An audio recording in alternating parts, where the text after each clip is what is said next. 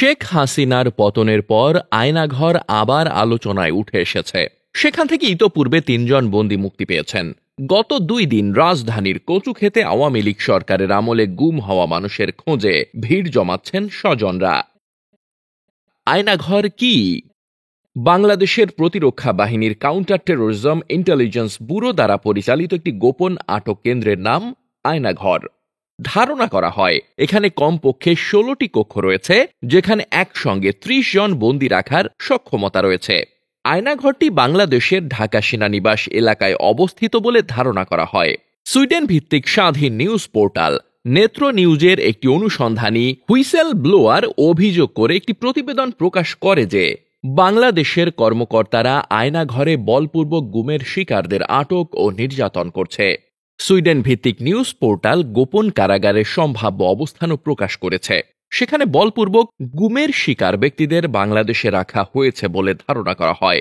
প্রতিবেদনটি বলপূর্বক গুমের শিকার ২ ব্যক্তি হাসিনুর রহমান এবং শেখ মোহাম্মদ সেলিমের অন দ্য রেকর্ড অ্যাকাউন্টের ওপর ভিত্তি করে তৈরি করা হয়েছে, যারা বলেছেন যে তাদের ঢাকার কেন্দ্রস্থলে অবস্থিত কারাগারের ভেতরে রাখা হয়েছিল। ভারতের জি নিউজের প্রতিবেদনে বলা হয়েছে, আয়নাঘর শুনতে যতটা সাদামাটা ততটাই রহস্যময়। শেখ হাসিনার আমলে তৈরি এই আয়নাঘরেই রাখা হতো গুম করে রাখা মানুষদের। আলো বাতাসহীন একটি কক্ষ, সেখানে সারাক্ষণ ঘড় ঘড়িয়ে চলে ফ্যান। কাদের রাখা হতো ওই আয়নাঘরে? শেখ হাসিনার আমলে বিরোধী দলের বহু নেতাকর্মী নিখোঁজ হয়ে গেছে। তারা কোথায় তাদের কোনো খোঁজ নেই। এমনকি সেনাবাহিনীর লোকজন রয়েছেন ওই তালিকায়। আয়নাঘর আসলে গোয়েন্দাদের একটি গোপন বন্দিশালা বা ডিটেনশন ক্যাম্প।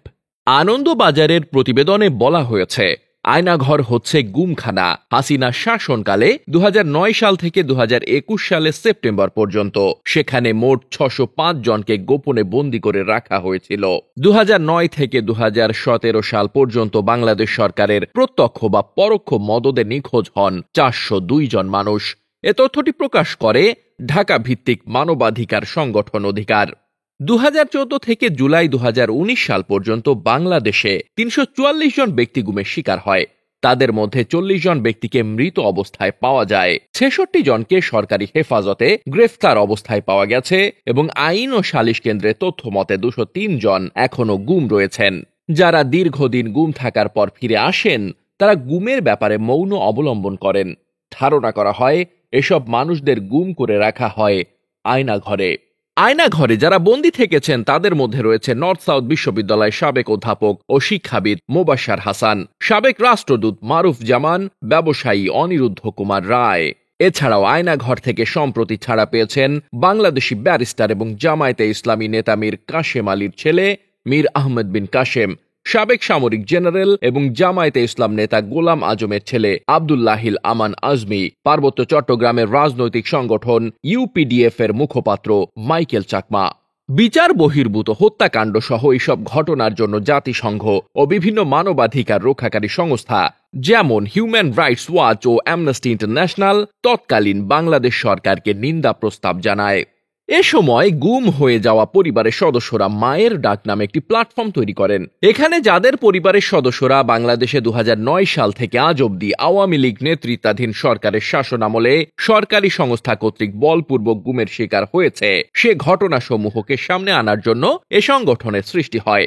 বাংলাদেশ বেসরকারি একটি সংবাদ মাধ্যম থেকে ধারণা করছে যে দেশের বিভিন্ন স্থানে এরকম আরও বেশ কিছু নির্যাতন ও আটক স্থান থাকতে পারে। উল্লেখ্য, প্রধানমন্ত্রী পদ থেকে পদত্যাগ করে সদ্য দেশ থেকে পলায়ন করা শেখ হাসিনা বিরুদ্ধ মত সহ্য করতে পারছিলেন না, আর সেই কারণে রাজনৈতিক বন্দীদের জন্য তৈরি করেছিলেন আয়নাঘর, যা ছিল রাজনৈতিক বন্দীদের কাছে ত্রাস বা বিভীষিকাময়। হাসিনা তৈরি বিরুদ্ধ রাজনৈতিক কর্মীদের গুমঘর, প্রতিবাদীদের কণ্ঠরোধ করার একটি উপায়। সারা দেশে ডিজিএফআই এর ২৩টি গোপন আটক কেন্দ্র রয়েছে, যার মধ্যে কয়েকটি রয়েছে ঢাকায়। ২০২৪ সালের হিউম্যান রাইটস ওয়াচের রিপোর্ট অনুযায়ী শেখ হাসিনা ক্ষমতায় আসার বছর ২০০৯ সাল থেকে তার পতন পর্যন্ত বাংলাদেশে ৬০০টিরও বেশি গুম হওয়ার ঘটনা ঘটেছে। রিপোর্ট অনুযায়ী আয়নাঘর থেকে খুব কম বন্দী মুক্তি পেয়েছে, তবে কিছু বন্দীকে দীর্ঘ বিচার প্রক্রিয়ার মাধ্যমে মুক্তি দেওয়া হয়। অনেকেই আবার এনকাউন্টারের শিকার হয়েছেন। বাংলাদেশে জাতীয় ঘটনার তদন্ত প্রায় হয়নি বললেই চলে।